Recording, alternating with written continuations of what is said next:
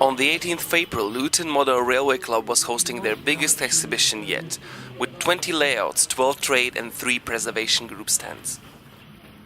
This exhibition, now being our 29th exhibition, which is held every 2 years, has taken up to 18 months in preparation.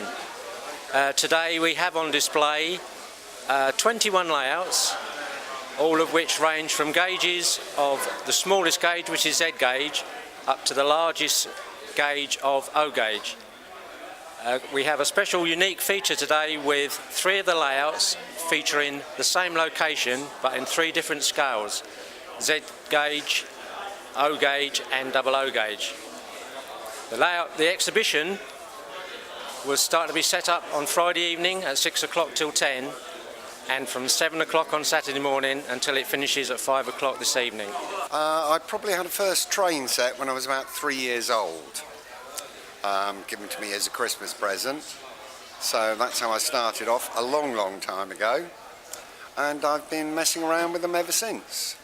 Gradually, as I got older, building them rather than just buying them.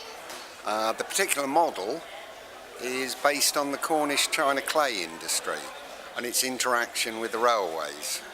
It's actually part of a trilogy of layouts. This is the first one that's ready and completed, which shows the quayside where they transferred the clay in bagged form or loose form into coastal shipping or continental shipping, and sent it round to other parts of the country or to export it.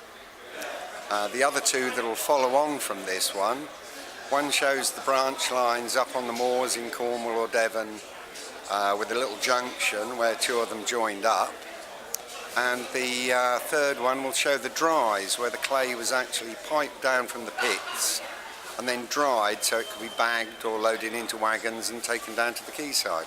Building a model railway layout is something that's obviously becomes a passion for people, whereby in the days when they used to go train spotting, looking at trains at their local station, and then they want to build a model of that location or something purely fictitious.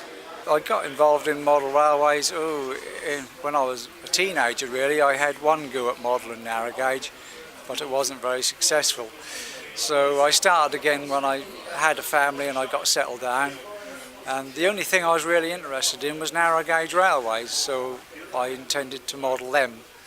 And that's what I've modelled now for about 25 years. I've had about 6 or 7 layouts. 2 or 3 of them have been on the exhibition circuit.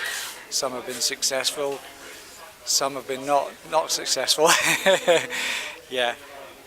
So I really like the atmosphere of the narrow gauge railways, which is why I model that railway. My particular layout is inspired by the North York Moors, the coast of the North York Moors, around Brunswick Bay and Staithes, and my buildings and everything portray the architecture of that area. So that's where all the inspiration comes from really, and it's set in the 1960s really, early 1960s, which is a bit different to what other people can sometimes do. Mainly inspired by a television programme called Heartbeat in England. Model railways not only involve engineering skills, but also there's good knowledge of history required. It's incredible how much time and effort has been put into these layouts, and hopefully next exhibition will be even bigger.